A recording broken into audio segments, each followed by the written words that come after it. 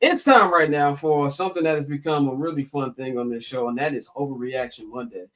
So since we don't have Courtney, and by the way, Courtney, rest up. Courtney, remember she said on Friday she had throat ache and she could feel it coming on her. And I said 72 hours. She was sick. She said allegedly she was sick yesterday. She was slandering our football team in the group chat all afternoon. As I said, you don't sound like somebody who's sick. But Courtney's not here today, and Dante has work, so the morning crew will, be in and out depending on people's schedules. So we're gonna do Yeah, I got work Overreaction too. Monday. Yeah, I got work you, too. you a suit, bro. You lead niggas though. So I'm you have shit, boy. yeah I've been you're work. I've able. been working. I've been working all while we've been talking. I just, Oh no, I I just believe it. schedule I'm just shit. saying. I'm just saying. You have more breathing room than they do. But so usually we go around giving our overreaction Monday topic. So today I'm gonna do a little different. First, I'm gonna start with Bang. If you have any overreactions before I go into my list of overreactions, and we'll both say these Man, overreactions tonight. overreactions from yesterday. Because of what happened last week, I'll call this an overreaction. Um, I'm going back to my JJ McCarthy is going to be the head coach at Nazareth High School. I'm going back to that overreaction. No, my overreaction Monday is going to start with the Cincinnati Bengals. I don't think they're going to be as bad as people think they are with Joe Burrow out. I think that Browning being in that system and being in this position, I think they're going to be stabilized. I'm not saying they're about to run off. I don't think they're about to run off with like 5 straight wins or whatever. But I don't think like I don't think like they're going to be as bad as people think. I don't think there's going to be a lot of doom and gloom there. Another overreaction is the Giants are not as bad as people think they are. And Russell is not as bad as people think they are. Like, hold off on the Jackson Dart thing. Yeah, he had a bad interception, but this is not about wins and going to the playoffs.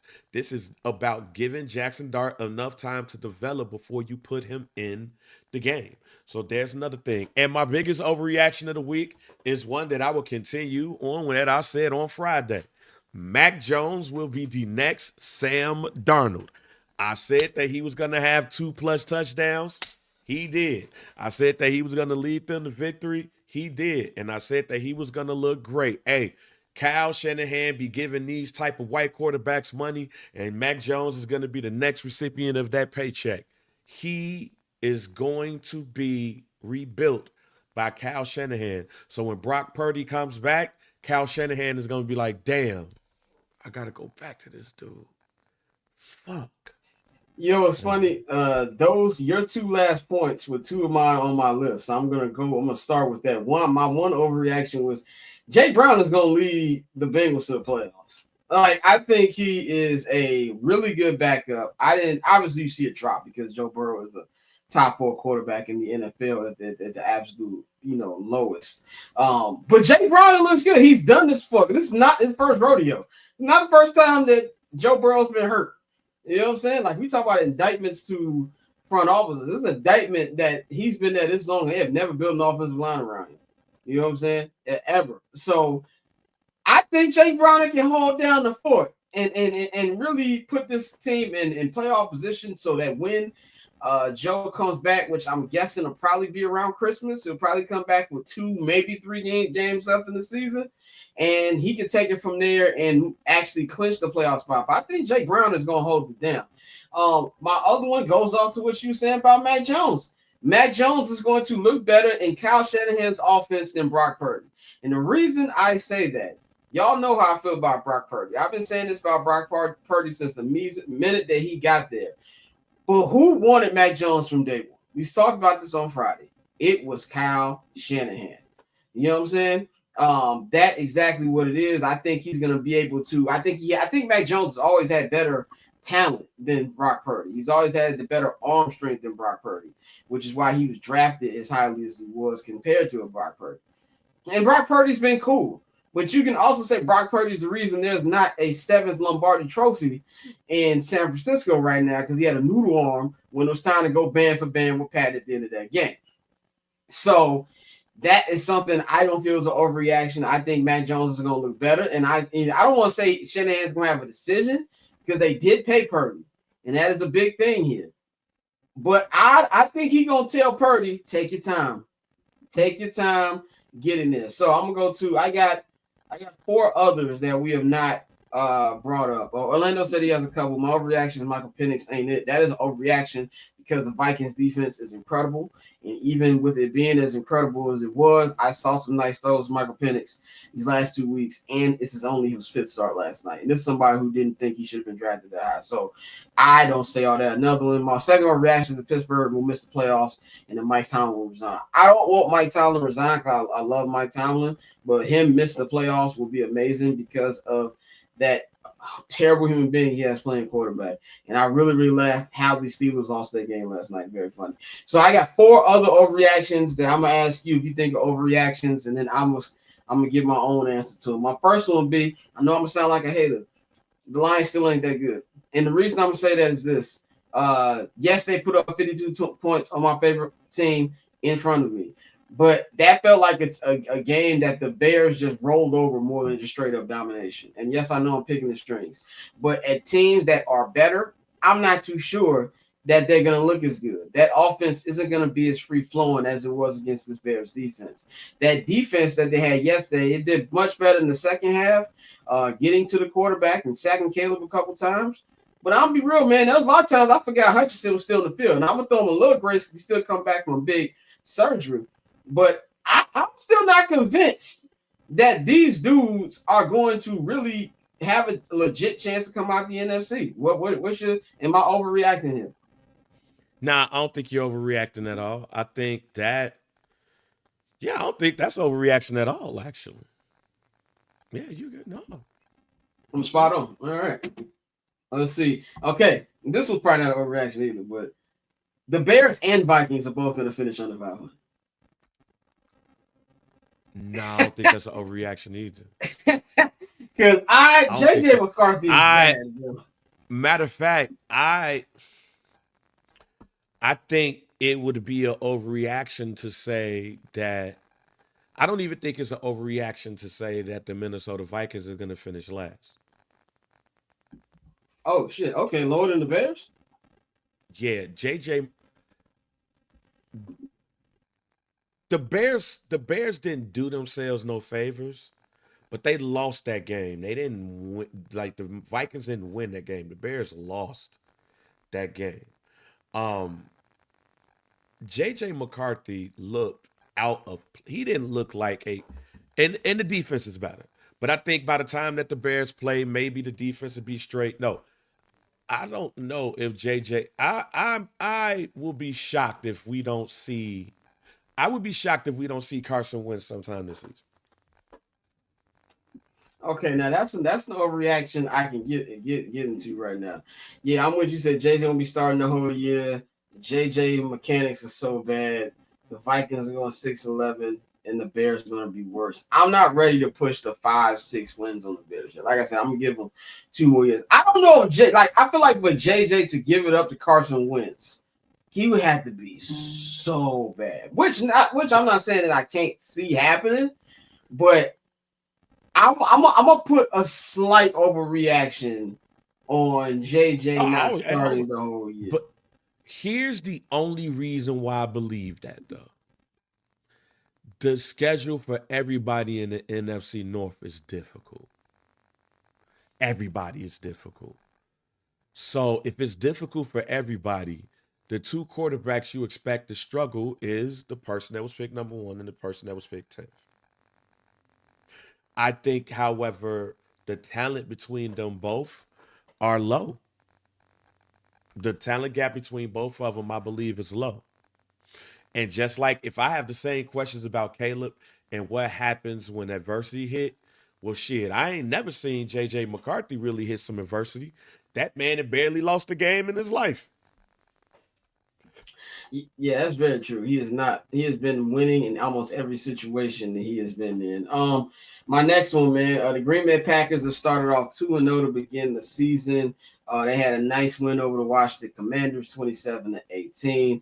A great win over the Detroit Lions to start the year, 27-13. They've got the Browns coming up on the road. They got the Cowboys on Sunday Night Football on the 28th on the road. They got the Bengals coming into Lambeau, and they got to go on the road to Arizona in their next 4 games. Overreaction or not, the Packers are going to start 6-0, and they're going to run away with this division. I don't think that's an overreaction at all, considering that after the first 2 games of the season, I consider changing my pick to Green Bay going to the Super Bowl. No, I don't think it's going to be overreaction at all, especially if Michael Parsons stays healthy. Matter of fact, forget stays healthy, when he gets healthy, because he's not healthy now. He's on the pitch count.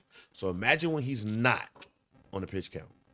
Yeah, I don't think it's overreaction at all, because what I saw Thursday was like death looking me in the face. I did not like what I saw. I think this is a great team. And the reason I think it's a great team is, like you just said on Friday, LaFleur has a defense now. You know what I'm saying? LaFleur has a defense. This is a defense that is chomping at the bit. This is a defense that you got a maybe 50% Micah Parsons, who's on a snap count at that. He already has 2 sacks in the 2 games he's played. When he's fully unleashed and they start blitzing more, you've got these other guys on that defensive line who are going to, raise their level by playing with him. Is going to be great. Jordan Love, his confidence is rising. Now, I will say this about Jordan Love, and I think Jordan Love is way more Brett Favre than he is Aaron Rodgers, and the fact that he's going to give you opportunities to get it from him. The Lions and the Commanders just didn't capitalize, but he gave both multiple opportunities to pick off the ball or force a fumble. So I think that's always going to be a problem. But I do see growth from Jordan Love. Unfortunately, if I'm putting my non-biased actual football head, hat on right now, I see a lot of growth from him. The running game. Me and Mikey talked about this yesterday. With 30 seconds in the 2024 free agency, Ryan Poles signed DeAndre Swift. 30 seconds into it. Like, whatever. Say whatever you want about Saquon. Obviously, we saw from the hard knocks with the Giants, the Bears were very close to getting Saquon, but Saquon just wanted to go to Philly more than anything. I think it's because, obviously he went to Penn State. His wife is from the area. So I think that was a decided factor. Whatever. There's no reason you should have let Josh Jacobs go to the Ops. And he wanted to come. And he wanted to come. Yeah, he wanted to come in. So that is just terrible. And you see what Josh Jacobs has been the running back and no disrespect to Aaron Jones, what I'm about to say, right? Because Aaron Jones is great. And honestly, Aaron Jones is a really nice guy. I'm not gonna put my man's business out there, but one of my homies, he FaceTimed me a couple of years ago, and it was Aaron Jones on the line. And I, because he told me I was a big Bears fan, he was trying to be funny and shit. But Aaron Jones was a really nice guy. And I was so mad that he was nice. He's a nice dude. So this is no disrespect to Aaron Jones, what I'm about to say. But this is the best running back they've seen on this team since Corey Dillon. And we just talking about a pure running back, in my opinion. And that has just helped them out tremendously. It's going to continue to help them out. Look, bro, I'm looking at this schedule. They got the 4 games I just said after that. Then they go to Pittsburgh on my birthday, Sunday Night Football, to play the Green Bay, to play the Steelers. Or is the Steelers coming there?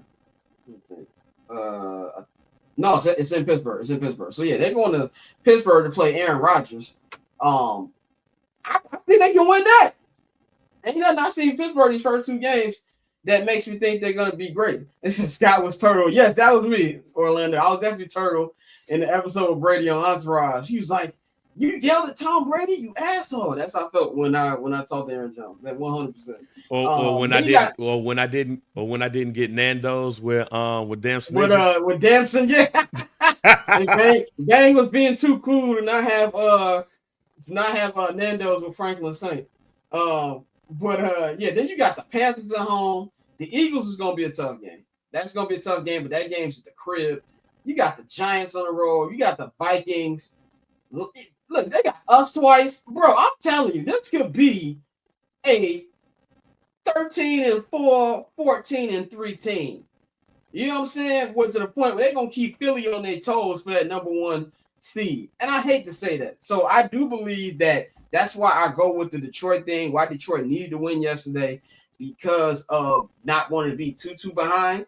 Packers, I think the Packers, health permitting, are finna run it up. And that's scary for not just Bears fans, but for the entire NFC. So yeah, I don't think that's an overreaction. Final overreaction, we've been talking about quarterbacks. Daniel Jones has found a home. Daniel Jones has found a home. Daniel Dimes has found a home. Yesterday, a crazy game at the crib, a game that I know if you're a Denver Broncos fan, you're shooting yourself right now or being really, very angry at yourself for the way you lost that game off a penalty that let the Colts have another chance to win this when the Colts won 29-28 off a game-winning field goal. But let's go to the box score.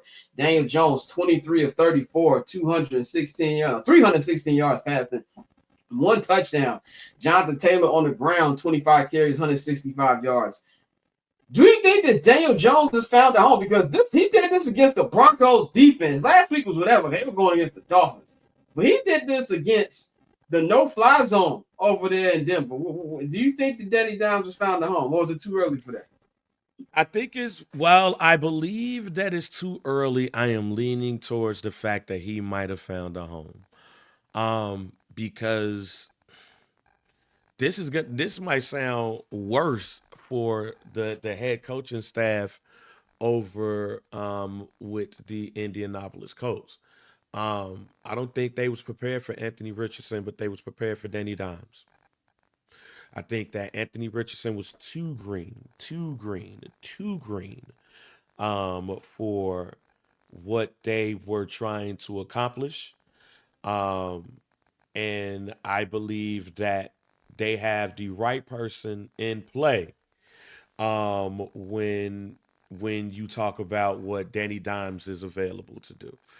I don't want to go as far as saying that this will be a situation like Sam Darnold. I'm not going to go that far, but I will go as far as saying that I feel like they found their at least their quarterback for now. But also shouts out to the ownership. I told y'all last week, I said again, hey, them Ursay daughters ain't bullshitting. See the one Ursay daughter, she out there with they got the headphones on, brother. They listen to the calls she when they come in. Yeah, them motherfucker like. She is not playing around. Nah, fam. She says, look, my daddy let loose. We paying attention over here. So yeah, I was gonna say something even more wild, but I respect the dead, so I'm not gonna say what I was gonna say. Yeah, but yeah, that is Overreaction Monday here on I'm Not Gonna Hold You, one of the best segments. Catch I'm Not Gonna Hold You, hosted by Scott Lewis, every Monday and Friday at 5 p.m. Eastern, 2 p.m. Pacific, only on HNB Media and the Barber's Chair Network.